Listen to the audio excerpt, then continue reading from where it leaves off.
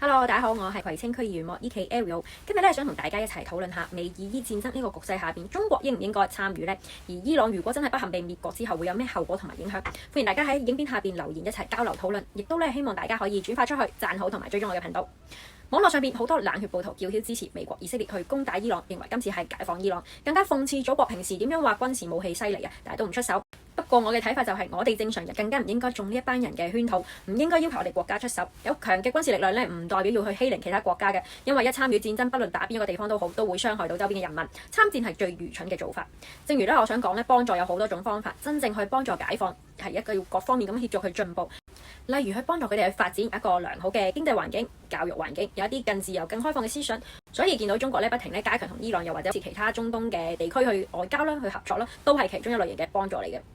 而點解中國一定要保持克制唔去參戰呢？其實就係因為美國正正就係想引導中國、俄羅斯啲強勁嘅國家去出手，一觸即發就可以將引發世界大戰嘅矛頭指向佢呢個幻想中嘅敵人，中國就會被潑裝水，再被圍攻。所以咧，中國只能夠咧去協停戰啦，同埋咧確保咧平民嘅安全同埋確保佢哋嘅資源。中國咧永遠唔會主動去開第一槍，係一個好有智慧嘅決定嚟嘅。其實大家咧唔難發現咧，美國永遠亦都唔係自己出手嘅，佢會為一個契兄弟，即係好似咧以色列啦、日本啦、烏克蘭呢啲嘅黑手套咧去作出手挑釁，主動去撩一啲咧傳統嘅世仇。以色列咧又一向咧好想做呢個中東一哥，所以今次去打伊朗咧，美國又可以再次站喺呢個道德高地咧去解放為名啦。實質其實只不過係唔想喺談判中俾好處伊朗，亦都係因為咁啱掌握咗哈梅內伊嘅位置嚟個快速嘅斬首。佢唯一咧諗唔到嘅咧，其實咧就係同時擊斃咗幾個軍事核心。伊朗點解都可以咁快喺4小時之後咧精準還擊美軍呢？我估咧其實咧都係多得與祖國經常合作，吸收咗一啲先進嘅監測系統嘅技術，間接幫助到伊朗。因為咧其實我哋咧中國嘅民用衛星系統咧近日已經留意到咧美國喺以色列附近嘅軍事部署，大約有20架嘅美軍架遊機咧喺2月26號已經抵達以色列嘅古利安機場，亦都發表咗近日咧美軍咧喺中東多個基地嘅戰術部署。相信伊朗咧都會留意到呢啲發布㗎。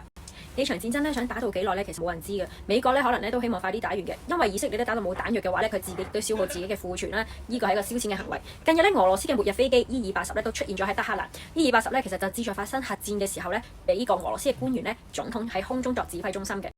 伊爾80咧出現喺呢個德黑蘭咧，為佢呢一場戰爭帶嚟咗一個神秘未知嘅去向。究竟係去幫佢做呢個後盾，定係其實幫美國做說客呢？大家咧可以拭目以待。而我哋上回咧亦都提到咧，唔理伊朗原本嘅政權或者呢個宗教好唔好，點解伊朗咧唔能夠滅國呢？不過咧有一點咧都要提到嘅，一個地方好唔好，唔應該由美國一個國家嚟決定同埋批判嘅。例如你老友三哥其實都好差㗎，點解你唔去打佢呢？如果伊朗嘅政權更替又或者係被滅國嘅話咧，對中美博弈嚟講咧，甚至全世界嘅影響非常之重大。有以下呢幾點要值得留意。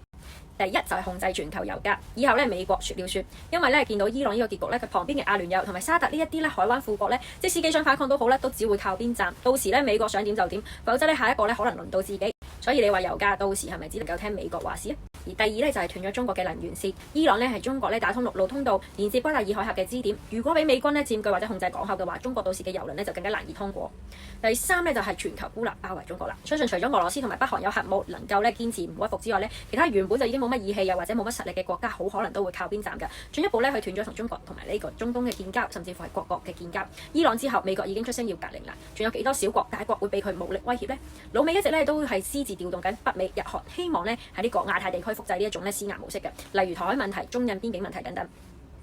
而我咧希望咧戰爭咧早日結束咧，因為任何戰爭都會傷害到平民。但係伊朗咧一定唔可以被滅國嘅，因為佢係棋局中咧重要嘅一子。而只要一子被食嘅話，牽連嘅咧就係其他中東、歐洲，甚至乎最後亞洲嘅國家，一個一個咁樣被吞噬。所以咧唔少嘅國際評論其實咧，甚至人民咧都譴責緊美國嘅行為，就係無論任何時候軍事衝突咧，其實都係要保護平民嘅紅線係唔可以突破嘅，無差別咁樣咧去使用武力嘅行為咧係唔可以接受。呢一個咧係國際社會普遍嘅共識同埋基本嘅道德準則。學校、醫院呢啲咧民用設施本應該咧係維繫生機嘅安全度，更加係國際法咧明確要求要特殊保護嘅地帶嚟嘅。好似紅十字國際委員會主席亦都有發聲明咁樣講，遵守呢個戰爭規則咧係一種義務，而唔係一種選擇。喺任何嘅國際武裝衝突入邊咧，國際人道主義法特別係日內瓦公約咧都係適用嘅。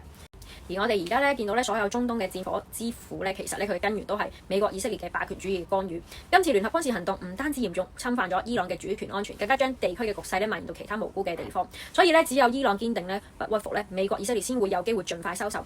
最後咧，我猜測咧，呢2至3年內咧，特朗普其實都會試圖喺台海問題咧興風作浪，盡力咧喺佢嘅任期內咧想挑撥中國參與戰爭。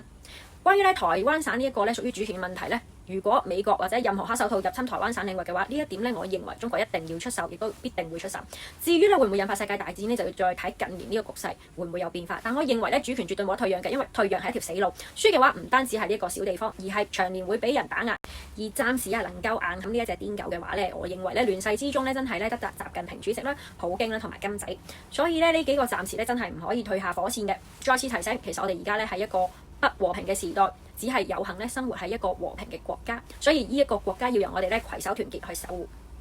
下次再見啦，拜拜。